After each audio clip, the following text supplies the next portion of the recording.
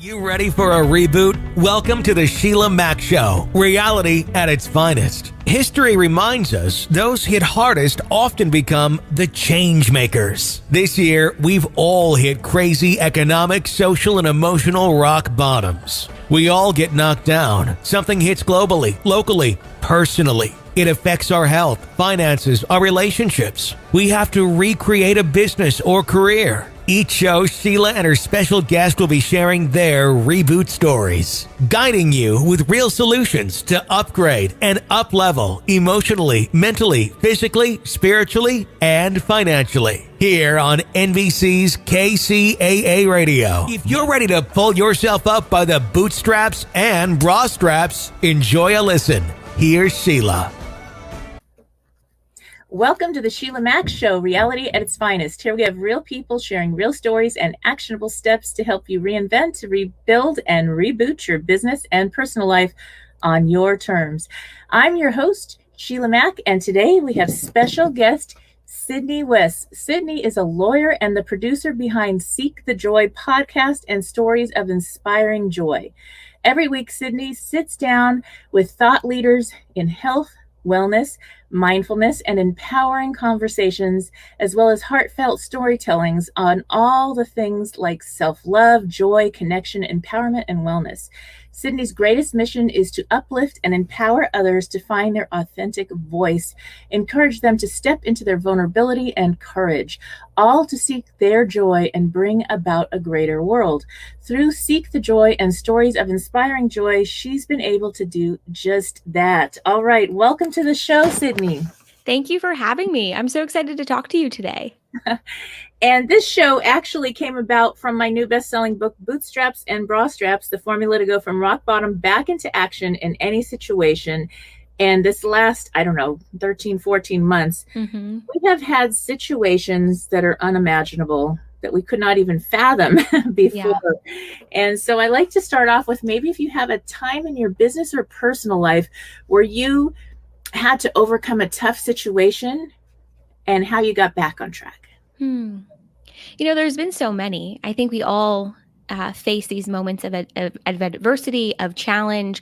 And I think it's about always how we, pick ourselves back up, as your title of your book so wonderfully suggests. But I think, the biggest moment for me happened in 2016. So we've got to go back about 5 years. I was preparing to graduate from law school, and about a month or so before I had shingles.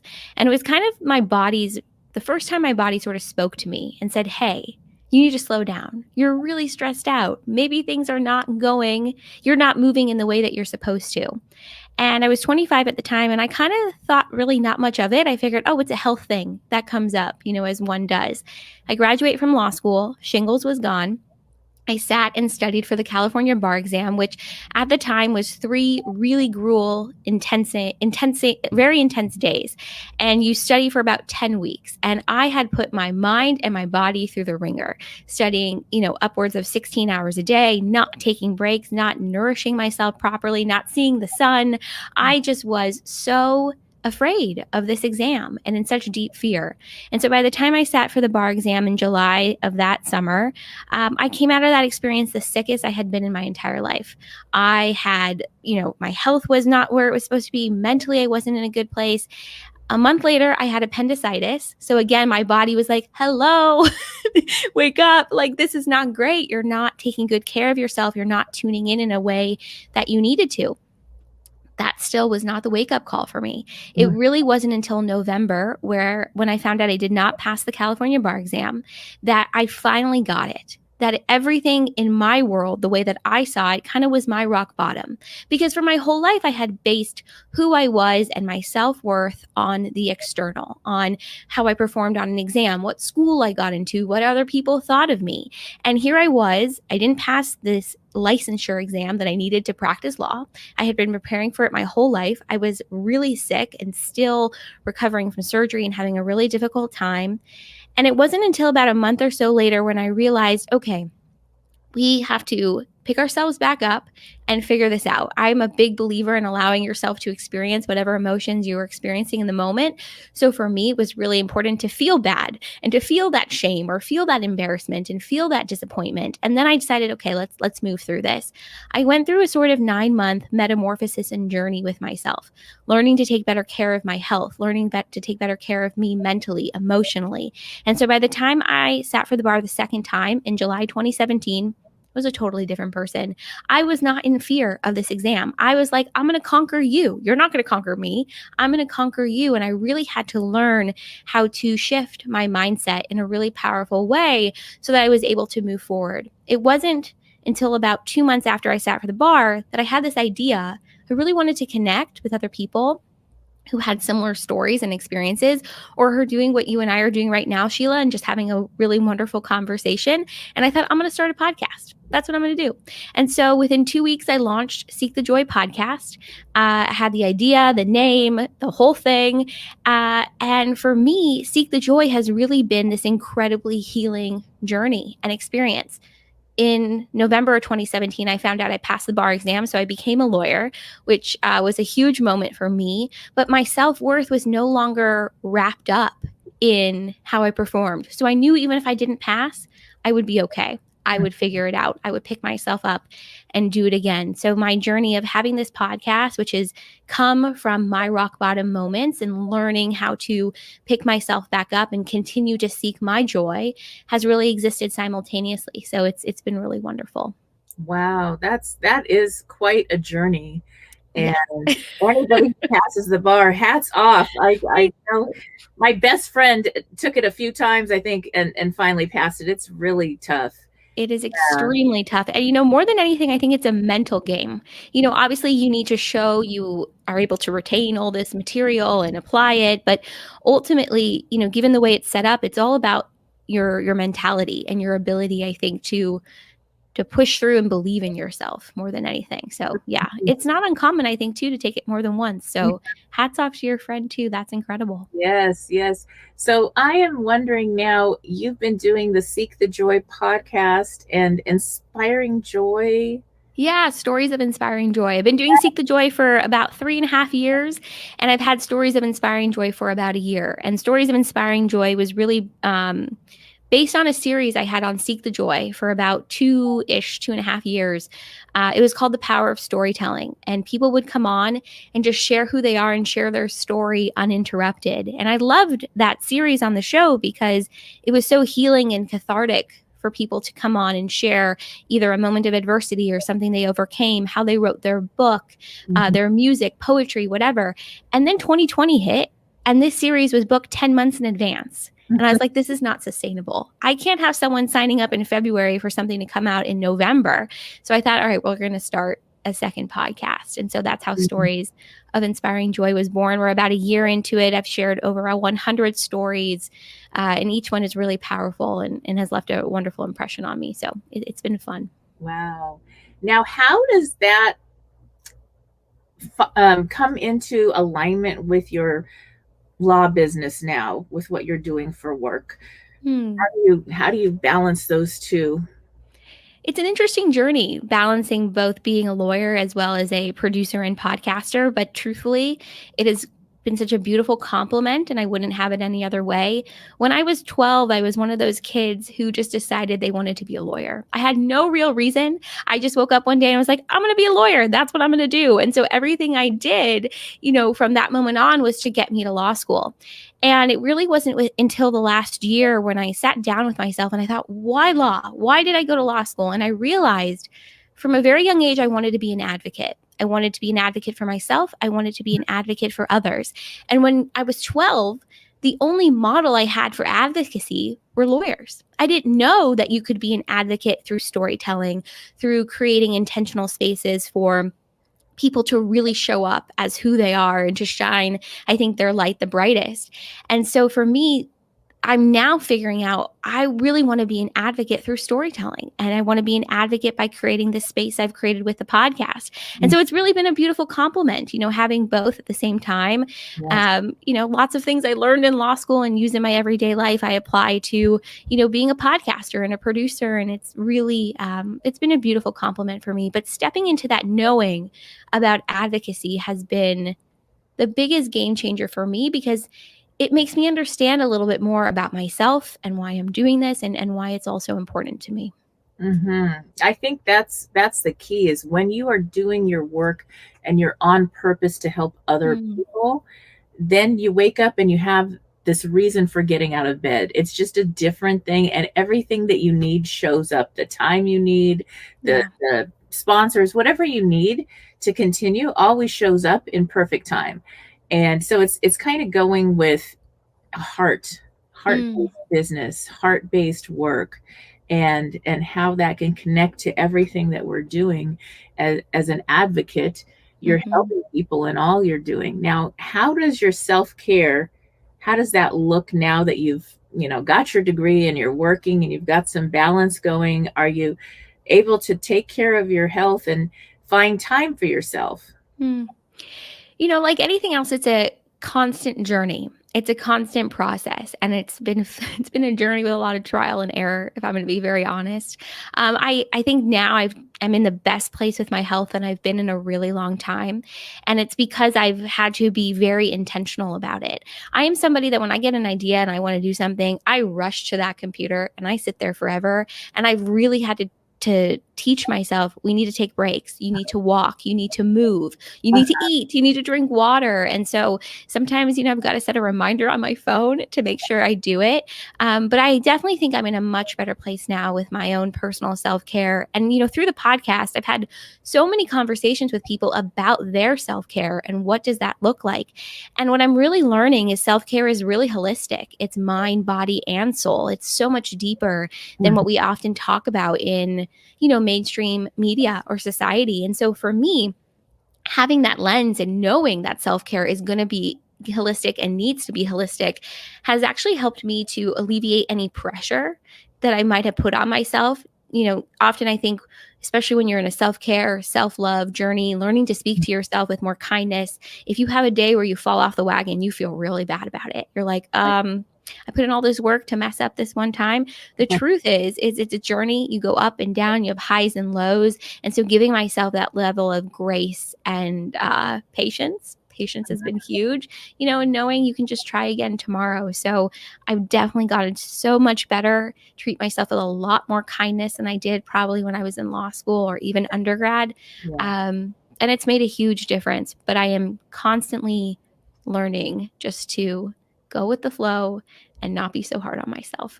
That's so important. And for anyone listening in, if you have a business or a career, like something in the legal field that you're going to be required to sometimes over focus because you've got to, go to court tomorrow. So you might have to stay up late or do something different to get everything you need together. Then make sure that you give yourself a buffer of time in your schedule where you have that day to recharge, or half a day, or whatever you can, and put yourself in that schedule like you're a client. Yes, because I love that. We tend to forget, and it's really easy when the over focus of being able to serve so many other people shows up and serves you to get your degree, to help so many people with what you do. Then we often forget that also can hurt us, even though it served us for so many years, if we don't take charge. So you've already set your timers, and you have ways of pulling yourself away to get back on track with yourself. And so that's something, I don't know, all the business people I know that are super successful, they get really focused on whatever they're doing. And sometimes it's so easy to forget to eat, or to not eat, or to go exercise, or to, get some sunshine, or all, that maybe the family in the other room wants your attention, and you're like, well, I'm working on this project. And that's how you become so successful. So it's kind of it causes confliction many times for business leaders in any field. And so when you're able to be present at work, and then present at home with the family, and present for your self-care, or present with your friends, that's going to make a difference over the long term. Or else you're with your family and friends and you're thinking about maybe a court case or whatever your business is, and then when you're at the business, you're thinking, oh, I should have given my friends or family more time. Then you're not really 100% in either place, and that's like the worst place to be. And everybody's upset because they're like, hey, I need your presence. Yes. I think that's so interesting. It's all about, how do I remain present in this moment instead of thinking about the thing that's due or the thing I forgot to do, or, the deadline. And I think over the last year, we have really been thinking more about that. How do I stay present in this moment? It is so much harder than I think a lot of people make it seem, especially when you are overwhelmed, you have a lot going on. And I am certainly someone that's still trying to figure that out. I mean, sometimes that means I put the phone away. Like, I literally tuck it under the mattress so we're not looking at it. You turn the phone off and you tuck it away. Otherwise, you feel like compelled, to constantly check it and tune in. And what are your friends doing? What's going on with the emails, with social media? You're so right. It's really about, how do I stay present in this moment? So later on, I know, okay, I gave my family my attention. Now it's my time to give my work my attention. Now it's my time to give myself my attention. I think about it as like those sort of 3 buckets. And, I feel like sometimes we're constantly pouring from one bucket into the other, but it's like, how can we make it even across the board for ourselves? So we don't feel, pulled in one direction or overwhelmed or overloaded. It is quite a journey figuring that out. Yes. And this year has been so interesting, a reminder, this universal pause to really slow down and have that family time. I had one of my daughters moved home, and some of my other kids visit more often. It's one of those situations where family time, you realize what matters most. And I, as a mom, I'm like, I'm enjoying every second of this family time. And the universities are finally opening up in the fall, and I'm like, I'm going to miss you. I know. I kind of feel that way too. The last year has definitely been difficult and has really challenged us. And I think, if anything, we learned what's really important. Just like you said, it's really our health and our family. Because if you don't have your health, you have nothing. And then if you don't have the ones you love, life doesn't have that same sense of fulfillment. And for a lot of us, we were on this hamster wheel, especially with work and with our businesses or our passion projects of, the foot was permanently on the accelerator. And I think for the first time as a collective, as a global community, we had to say, wait, hold on. If you keep that foot on the accelerator, it's not going to serve you. And so I feel the same way. I have a little apprehension about going back out into the world. I have loved my time at home, nurturing myself, nurturing projects that I'm really excited about, being with my family. But I think it's, for me, especially, it's about taking the lessons of the last year and that sense of nurturing, and how can I apply it to every aspect of my life, including the aspects of my life that require me to be outside of the home, that require me to be present in new ways. And it's going to be interesting to see how we can sort of integrate those lessons that we learned personally, but then also as a collective, as we start to immerse back into the world again and return to whatever this new normal is going to be. Yes, I remember finally when the stores were open again and we were actually able to go buy an outfit. And we were like, this is so exciting. The mall. All the things we kind of took for granted before, right? All of a sudden are so new and exciting and shiny. And it's so interesting. It's crazy. A trip to Target was exciting at first. Yes. Like, oh my gosh, they're letting us in the stores now. This is great. We can get socks or whatever. My new puppy ate all the socks. Oh, I love that. Did you get a puppy within the last year? Yes, we did. We adopted a golden doodle, and that first year with a puppy is a lot of work. So we both did need to be home full time for that. Yeah, I believe it. And now she kind of owns us, and she is incredible. My daughter said that was our therapy dog. I lost my youngest son in December of 2019. He was 22. He had a heart situation. It was Wolff Parkinson, and he just didn't wake up one day. And we were always worried. We almost lost him in 5th grade. So with that, my daughter's like, we need to get a dog. Mm-hmm. Trust me, I Mm-hmm. need to hug a dog, and we Your need. daughter was so right. Yes, and I was like, Wow. okay, I'll get you a dog. The dog sleeps in my bed. Okay, you needed a dog. I think she got the dog for me. I mean, they're best friends too, but it just so Mm-hmm. happens that that's the way it I don't know, it turned out. So Yeah. I'm so sorry for your loss. yeah, Really, that's so difficult. I'm so glad that you were all able to find the companionship though through getting a puppy, a quarantine puppy. yes, yes, So healing. I love that. yes, and we have 2 rescue kitties as well. Oh, So we've you have a full house. we really do. Yes, yes. So good. So that's something. Now I'd love to hear maybe some examples of your program and what the inspiring joy, and what are some of the stories that really stuck out in your mind Mm, that affected you or made a yeah. difference. Yeah. Okay. There's so many. I don't even know where to begin. In the last 3.5 years of having Seek the Joy podcast, and that's really an interview focused show, I've sat down with some really like incredible people, and people I would never have really had the opportunity to meet, get to know, and truthfully become friends with, which has been so wonderful. And I think, especially in the context of the conversation we're having now about the last year and stepping into greater self-care for yourself, there's a couple conversations I've had. One was with John Clarence Stewart, and he's an actor. He's right now he plays Simon on Zoe's Extraordinary Playlist, and we had a beautiful conversation on art and creativity as healing, and how we can use it as part of our healing journey to step into our voice, to step into who we really are. And I loved that conversation because especially it gave me such an interesting perspective on healing for men, or those who identify with the male energy, and how that is so similar to women. We often think of self-care for women, self-care in more feminine spaces, but really self-care and healing is universal. And so I so appreciated his perspective and the conversation that we had.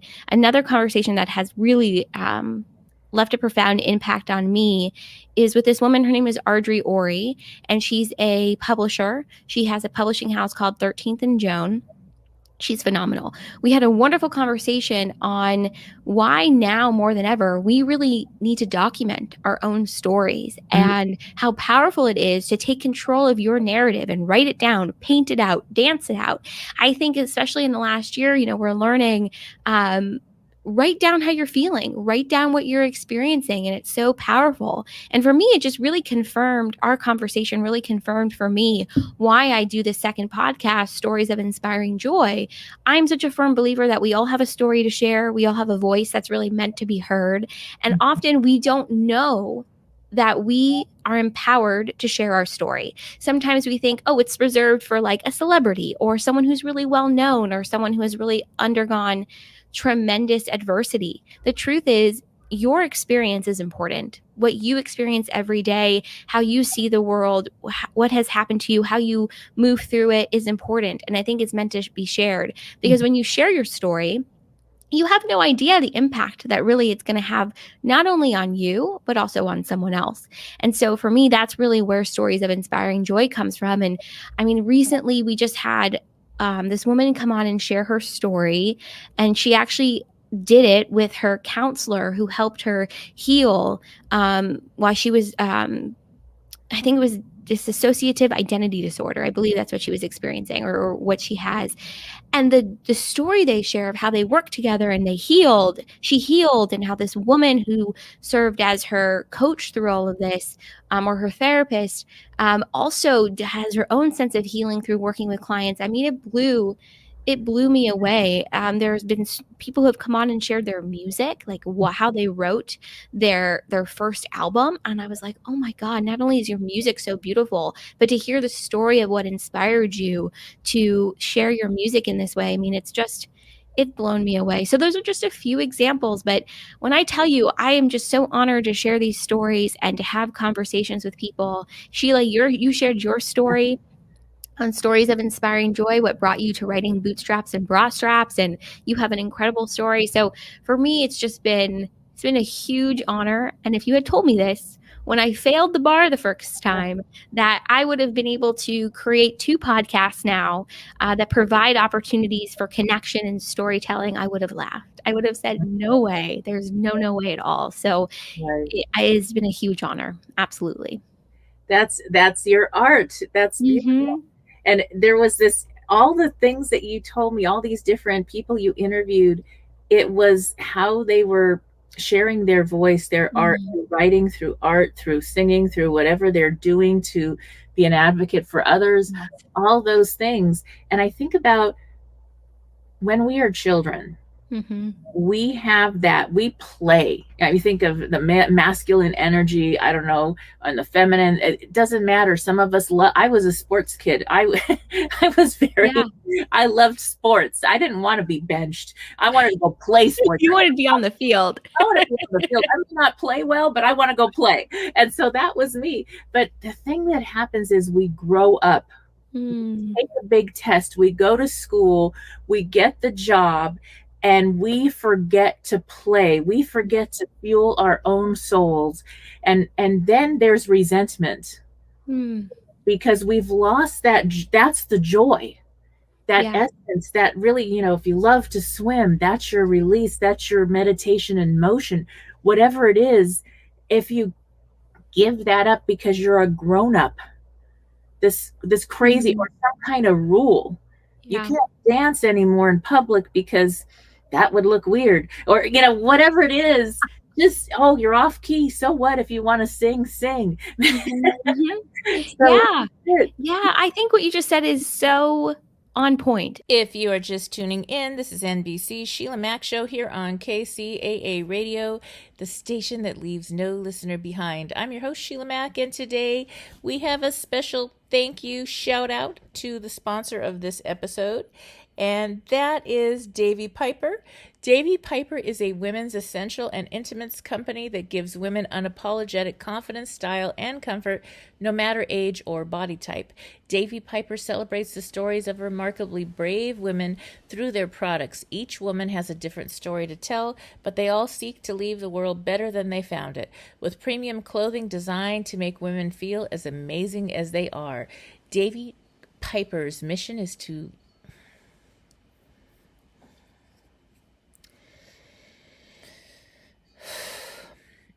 Davy Piper's mission is a comfortable bra in every woman's wardrobe. Visit davypiper.com to learn more about Davy Piper's commitment to empowering women.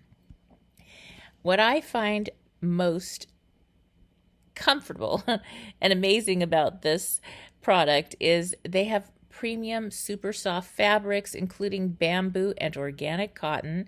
It's supportive, wire-free bras made for hard-to-fit sizes, including specialty busting sizes for E-to-I cups. They have sports bras, sleep and comfort bras, versatile everyday bras, and more. Ultra-comfortable bras, undies, sleepwear, loungewear, and activewear. Flattering classic styles with a modern twist. Fashionable features and thoughtful details.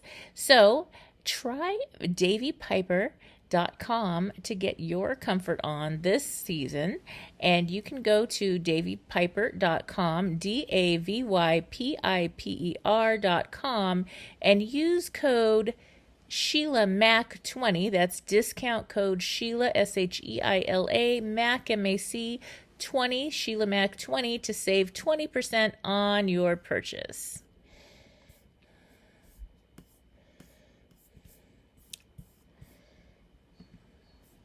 And because often, when I think about, for me, the podcast came because I needed to seek my joy, truthfully. And the name of the show was inspired by a conversation I had with someone back in 2015. And he said, you need to seek your joy. You need more joy in your life.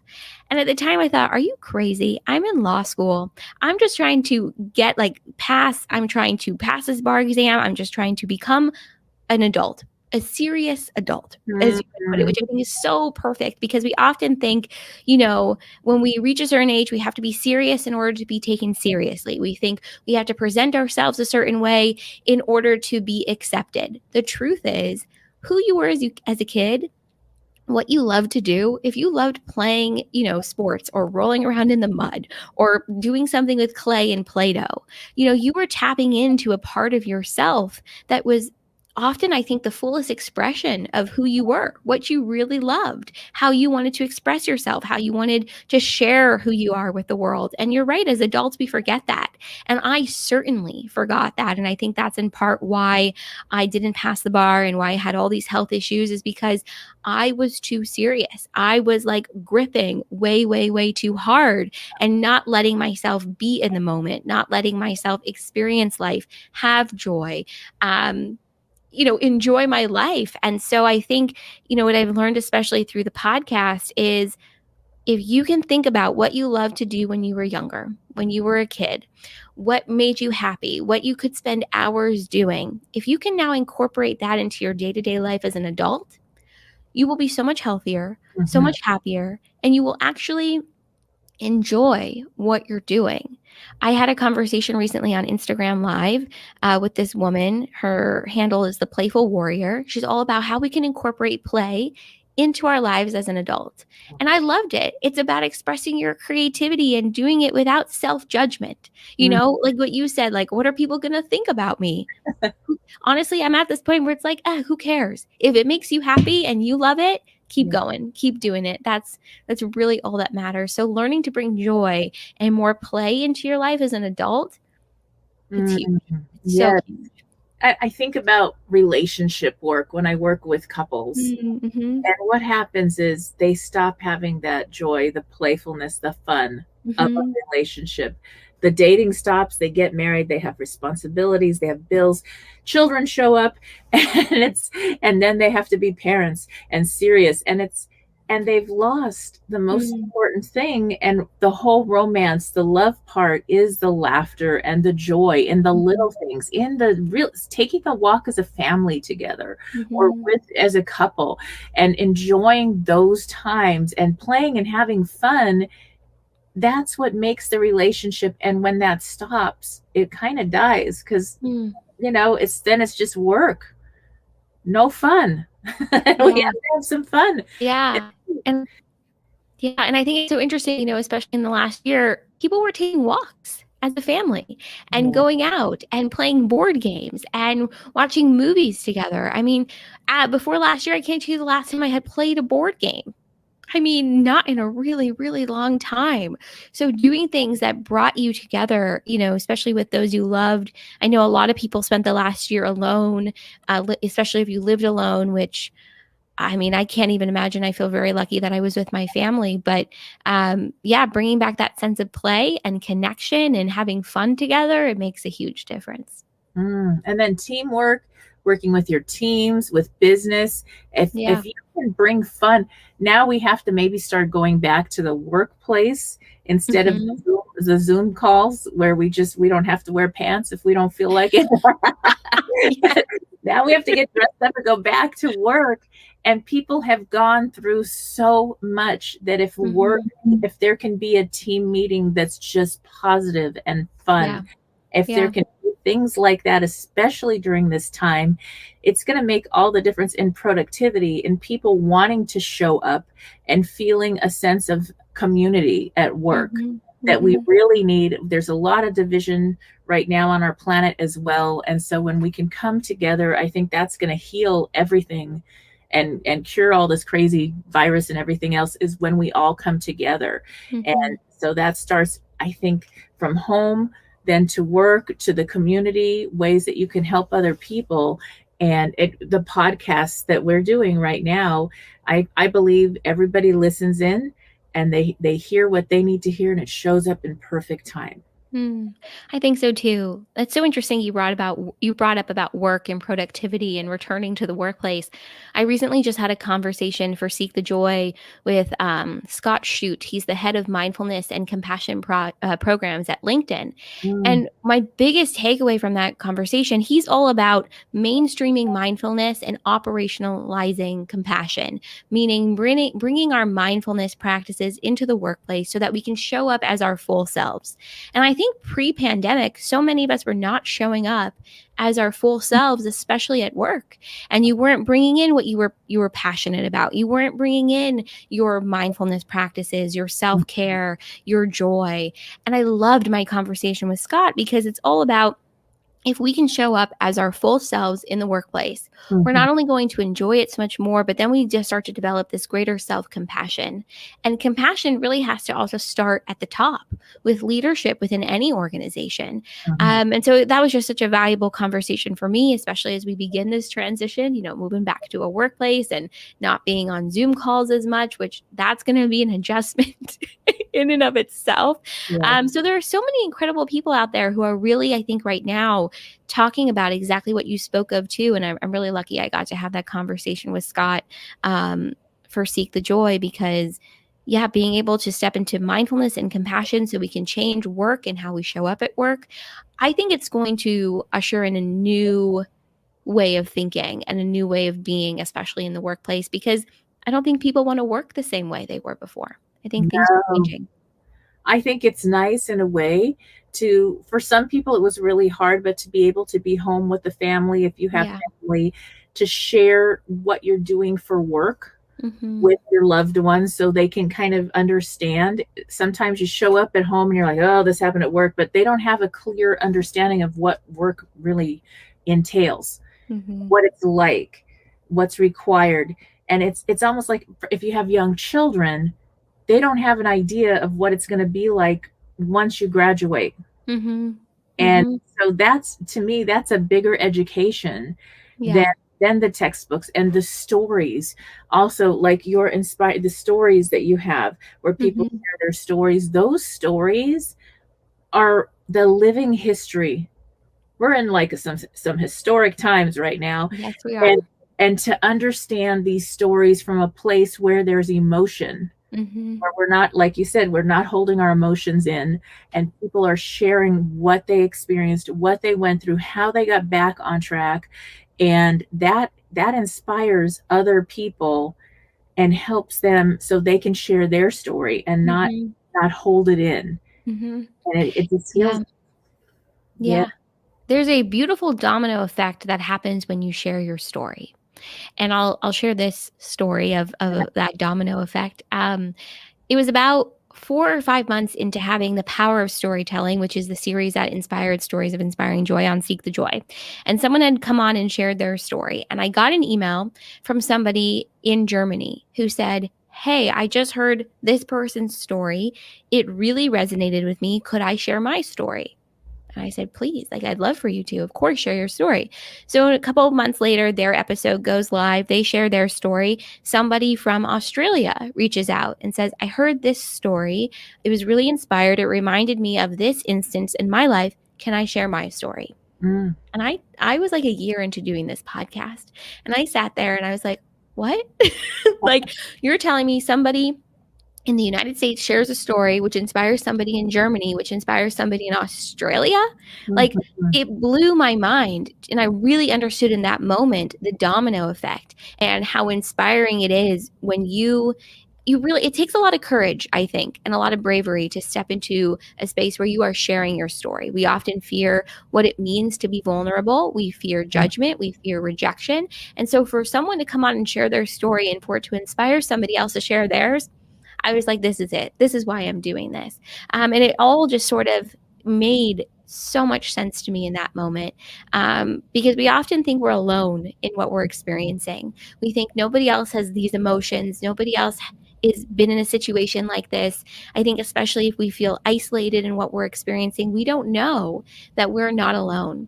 And so for me, one of the biggest, because there's so many, but one of the biggest takeaways from doing both podcasts over the last 3.5, almost 4 years, is this reminder that you are really never alone in what you're experiencing. And if you reach out a little bit and share who you are and share your story, it doesn't have to be on a podcast. It doesn't have to be online. It can be with a friend or just even in your journal. It will just heal you and heal others. And it will resonate so much deeper, I think, than you could ever imagine. Yes. And this is the art of storytelling. My elders, when I had my grandparents and they're my grandma's little friends, and they were these older ladies, and they were from different, Los Angeles, California. So we had people from everywhere. Mm-hmm. And we had one lady that survived a concentration camp, lost a lot of her family members, found her siblings later. And we had another lady from Greece who her husband passed away, and she took over the business at a time where that was like totally frowned upon. Mm-hmm. She had to deal with all that. And all these different people, there was about 5 older ladies, and they would sit down and have tea and tell their stories. And I was this little girl, and I'd listen in, and I think, oh, these stoic, incredible women, they have not lost their feminine. They are so in their truth, and they're at that age where they were beyond caring what people thought. Mm-hmm. There's a certain age where you just don't care anymore. You go into that. Yeah. And I said, well, I wonder what my adventure is going to be. I wonder what my story is going to be. But those stories stayed with me. And literally those ladies were like the grandparents for my children until they all passed away. We had Thanksgiving together. We had Christmases together. They were my extended family. And so that was something, I kept those stories. I wanted my children even to hear the real history, the lived history, the real experiences. And it made such a difference and an impression on me. Wow. So I love that. Keeping the tradition alive was sharing stories. And in our culture, we don't have that as much here with everything being apart. And now we're sharing global stories. We've got all these different countries and they're sharing stories. So, yeah. I love what you just shared, because it's also about how does your individual story fit into this collective story. And I think especially with the last year with COVID, and there were multiple pandemics really occurring at the same time, how does your story fit into this global story? And we all document it in our own way. Some of us write, some of us podcast, some of us write music. I try and document. My family used to always laugh at me, but I try and document as much as I can with my phone, with videos and pictures. And my grandpa passed away in October 2020. And one of the most healing things for me has been going through this sort of album of photos and videos and voice notes and voicemails and just things that I documented that I know I would carry with me, for the rest of my life. So the ability to document your experience, document your story, and share it with others, it's just such a beautiful gift. And I hope that we continue to do it, because we need to document what we've experienced and what those of us around us have experienced too. I think it's so important. Definitely. Now, as a person that is doing so much, an advocate for everyone else, what do you have to share with the audience? What tips do you have if they are also taking on a lot of different things on really how to, I don't know if it's balance, but manage it all? Yeah, it's so funny. For a long time, I thought, oh, I can balance everything. And then I realized personally, I don't know if I have balance. Like, I don't know if balance is a thing. I think we have like these buckets that I sort of spoke about earlier, and you label them based upon what is a core value or something that is important to you. And then you kind of have to decide, okay, how much am I going to fill in this bucket today? How much am I going to fill from this one? Do I need to take from one and fill it in the other? For me, that's really what I've had to do to be able to manage. I love the word manage, because it really is about managing everything that is important to me in any given moment. And I am not an expert at it. I continue to learn. I continue to learn from those around me and from those I get to speak to through the podcast. But what has really helped me, and hopefully this will help others as well, is just making a decision sort of every day as to what I want to fill in each bucket, like how much I want to fill in each bucket. So for example, tomorrow, I know it's going to be a really, really busy work day. I will not be doing anything for, the podcast at all. It's really just about work.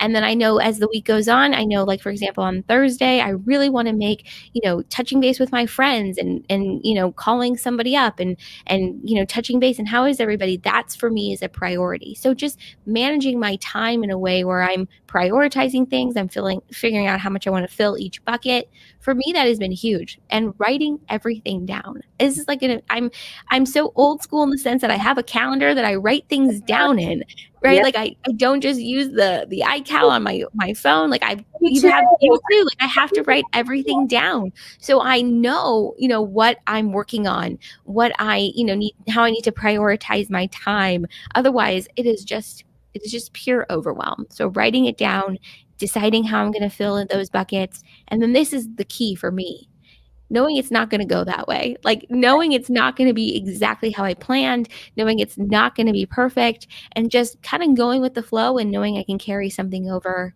to the next day too. So taking away sort of that inherent pressure that I certainly put on myself. I know plenty of other people do that as well. That for me has been important, but I don't know if there's balance. Like I think you just kind of decide how you want to allocate your time and your energy, and you sort of figure it all out from there. Sometimes you got to take things out of the equation too. Like if it's too much, don't be afraid to take away. I think sometimes we think if we've committed ourselves to something or we're working on something, that means we have to keep doing it. Sometimes it's important to take away and to remove, and you can always add it back in. Always add it back in later. If you are just, it's the holidays, and I'm dealing with an overwhelming sense of grief that is secondary to the loss of my family members that occurred during the holiday season almost 2 years ago.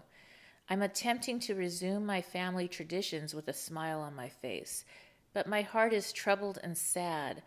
I'm grateful for the numerous friends and my support network that I am blessed with. However, I'm hoping that you can offer some insight and suggestions to help me keep my healing heart in perpetual motion this time of year.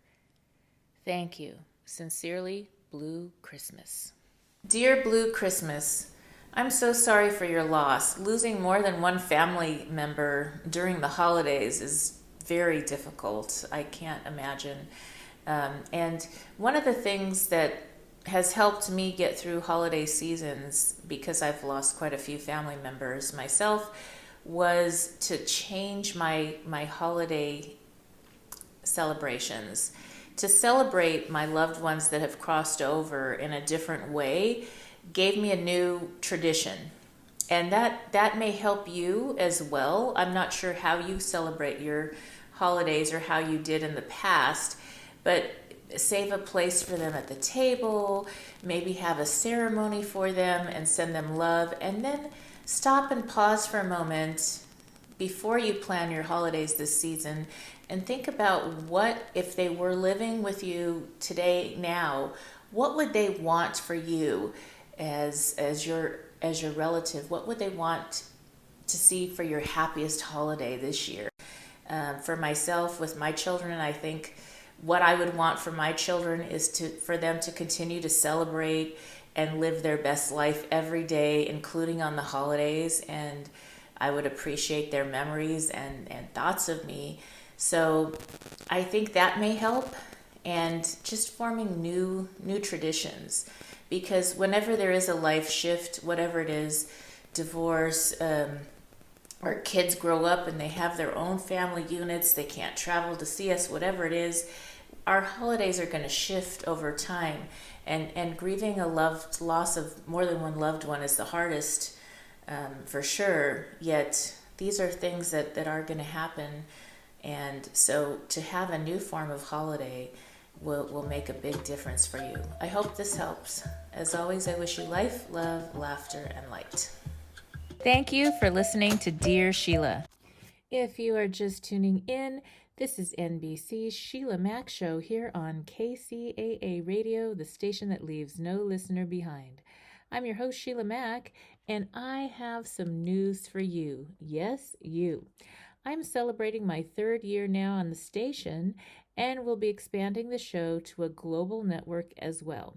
You may now find the Sheila Mac Show on all major podcasting channels, and if you have not subscribed to my YouTube channel, all the episodes are now available for viewing there as well. And I'm asking you for a quick favor. If you like the show, please help support the spread of this reboot channel on YouTube as well.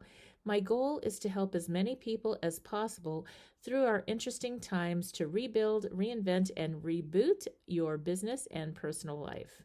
I also wanted to share a little bit more about how I got here, what I do now, and how designing a business career and life on your terms is more than possible at any age or stage in life. I am an enterprisingly forward-thinking consultant, show host, and best-selling author. But how did I get here? Well, I began my career as an entrepreneur and property investment strategist back when I was 23 years young, when I boldly quit my government job with NASA JPL to open my first of 5 large gift stores while also starting to invest in property. I got to work with some of the world's most loved companies, such as negotiations on leases with Warner Brothers and winning trips to London as the top-selling Crabtree and Evelyn provider in the U.S. for multiple years. My stores were built on heart as I gave back to the community I came from. So now, some of you know this and some of you don't know this, but as a young girl with parents who were not well enough to care for me, I was homeless at age 10, then in foster care, where it was really hard to get a job while in the system. I finally emancipated at the age of 15 to start college early. While running my stores, I worked with a government program. Back then, it was called Job Training Partnership Act, making my stores an open source training site where close to 200 at-risk youth started their careers.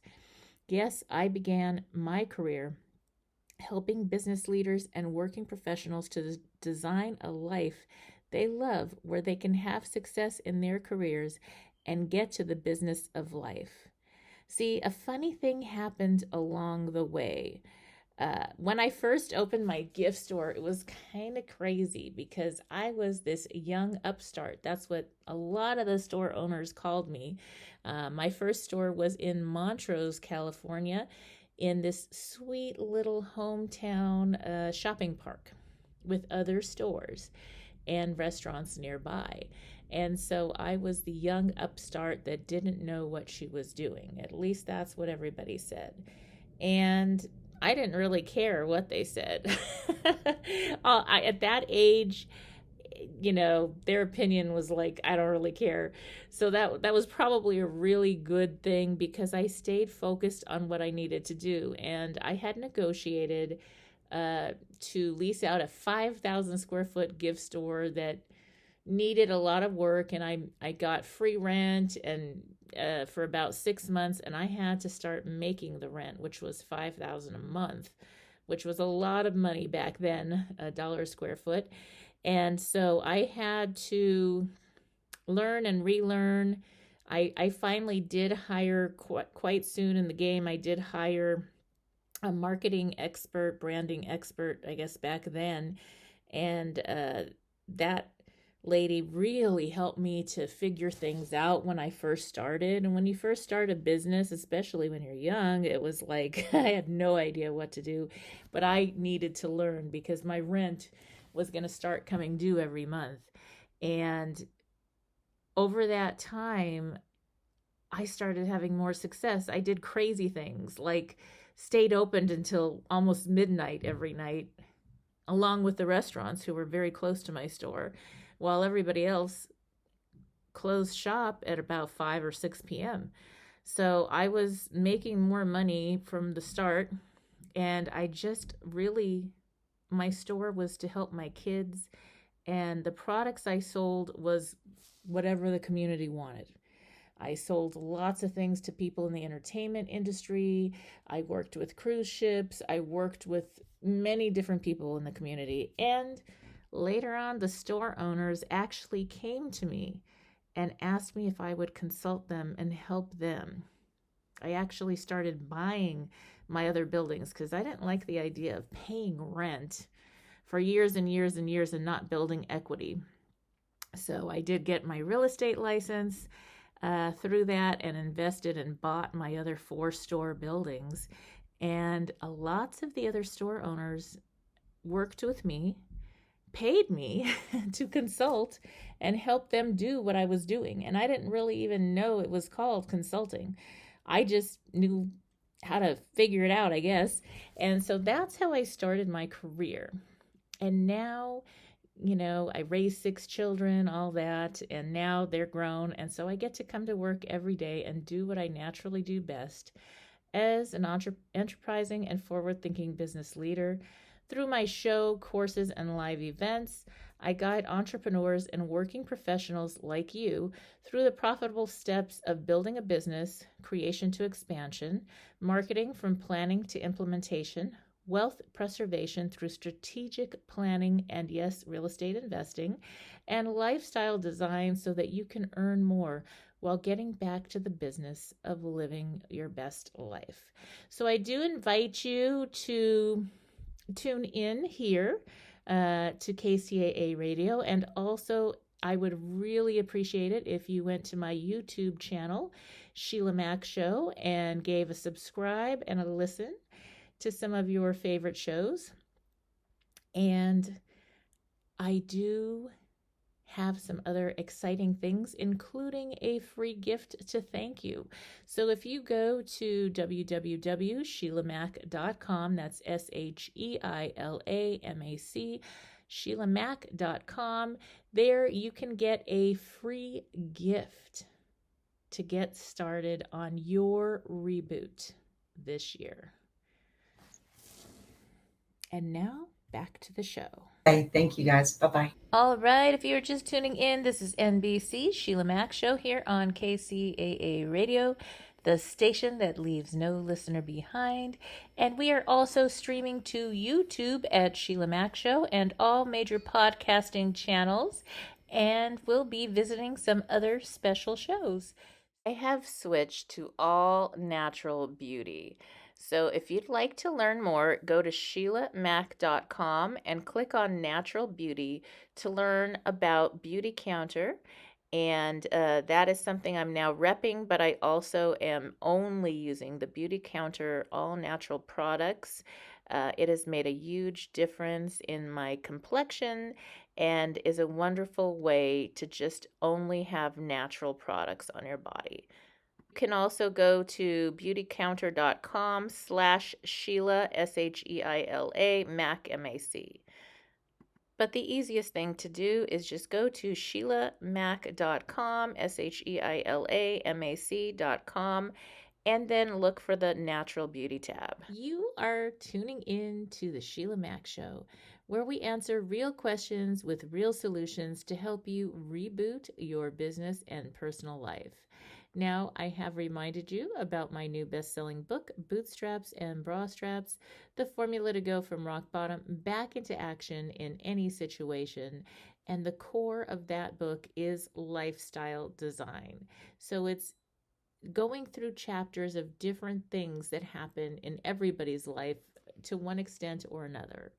We talk about starting over, rebooting, get on back on track after losing a loved one, a divorce, our kids grow up, we are parenting our parents, and more, relationships, ups and downs, renegotiating relationships, business, career.